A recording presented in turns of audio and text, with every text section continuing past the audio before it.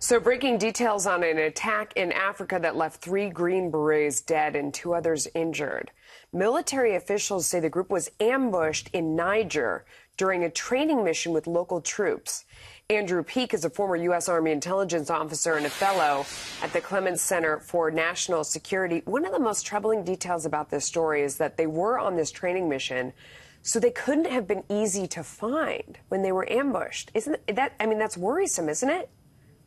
It's extremely worrisome. You know, usually when we see Special Forces deaths like this, they are on a raid against a hardened target, like an al-Qaeda compound. Very, very rarely, I can't think of any in my experience, have there been a combat death on a training mission for these kind of internal defense patrols and advisory missions that the Green Berets do so well. It really speaks to the ability of the jihadists to gain intelligence about where our forces are in some of these countries. And it also tells you that at this point they have no borders. I mean, they're sort of moving into all new territory, especially when it comes to Africa. How big of a problem is that?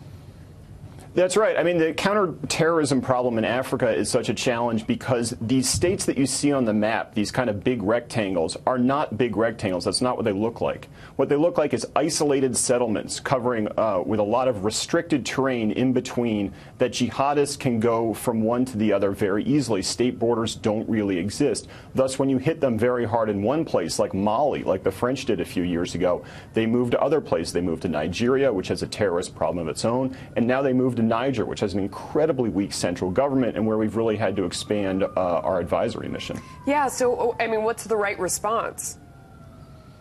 Well, I think under Obama, you saw an expansion of these missions the Green Berets do so well. The advise and assist local militaries in building up their internal security. I think shredding the leadership networks of ISIS and groups like Boko Haram will be helpful. But I think overall it's a long-term governance issue to improve the governance of these states such that they can control their territory. Meanwhile, the Russian investigation expands as the Senate Intelligence Committee says it has yet to find any evidence of collusion. The chairman of that Senate Intel Committee saying himself that, well, they're not going to share what they have so far. You know, it doesn't mean they should stop looking. What do you think about that? Look, I think the Senate's really hard-pressed to justify why it has an investigation going when the special counsel also has an investigation going with, by the way, many more resources. I mean, the fact that Senator Burr, as been reported, says he can't be sure that they'll have wrapped up the investigation by the midterms, right? So that's 2 years running, says to me, this is a little bit of a drawn-out fishing expedition. I think really they have to, the onus is on them to explain why their efforts that are in parallel with Robert Mueller's efforts should be sustained. Yeah, not that it's not an important topic, but you get the sense that these investigations only expand, they only go on, they only get bigger, and, you know, there's so much duplicity between them. You wonder if it's worth this much time and effort, even though it is, you know, an important thought, but what do you think?